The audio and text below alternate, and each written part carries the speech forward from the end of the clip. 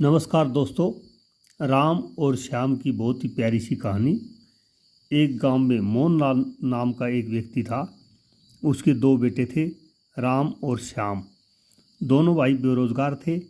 एक दिन दोनों भाई अपने पिता के पास जाकर कहते हैं, पिताजी हमें कुछ रुपया दीजिए जिससे हम कोई काम धंधा शुरू कर सकें। पिताजी को अपने बेटे की बात सुनकर बहुत खुशी होती है।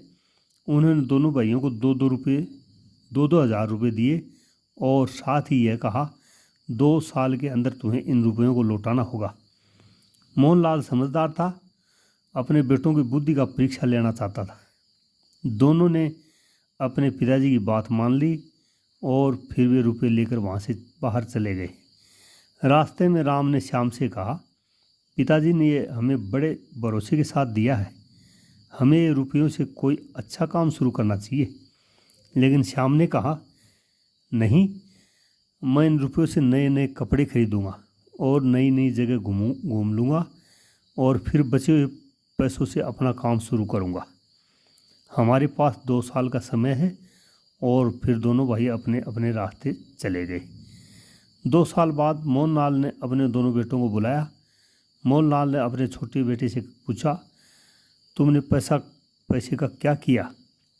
उसने पिताजी से झूठ बोला कि किसी ने उसके पैसे चुरा लिए। पिताजी को श्याम के नए कपड़े देखकर झूठ समझ में आ गई। फिर उन्होंने बड़े बेटे राम से पूछा, तुम भी क्या खाली हाथ आए हो? राम ने मुस्कुराकर कहा, नहीं पिताजी, ये लीजिए 2,000 रुपये और आपके लिए कुछ नए कपड़े। पिताजी ने पूछा, तुम इतने पैसे कैसे कमा लाए? तुमने किसी को धोखा तो नहीं दिया? राम ने बोला, यह रुपये अपने बुद्धि और मेहनत से कमाए हैं। एक सब्जी वाले को परेशान देख मैंने उसकी सारी सब्जियां खरीद ली और शहर जाकर उसे बेच दिया। इससे मुझे अच्छा फ़ायदा मिला, तो मैं हर हफ्ते सब्जियां खरीद करके उसे शहर जाकर बेच दिया करता था। कुछ दिनों बाद मेरा कारोबार बढ़ने लगा। मैंने शहर में एक दुकान ले ली और सब्जियों का कारोबार करने लगा। इतना कहकर उसने पिताजी को धन्यवाद दिया। पिताजी राम की समझदारी और मेहनत से बहुत खुश हुए और अपने छोटे बेटे श्याम से कहा, अगर तुम भी अपने बड़े भाई की तरह बिना समय बर्बाद किए अपने बुद्धि और मेहनत से काम करते तो आज तुम्हारे पास भी बहुत धन होता। राम ने कहा, अभी भी कुछ नहीं बिगड़ा। समय का सम्मान करो और मेहनत के साथ आगे बढ़ो, सफलता तुम्हारे कदम चूमेगी।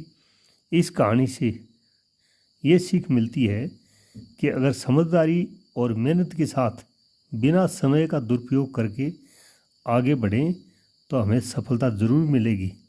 दोस्तों, अगर कहानी ठीक लगी हो तो लाइक करें, शेयर करें, सब्सक्राइब करें। जय हिंद, जय भारत, वंदे मातरम।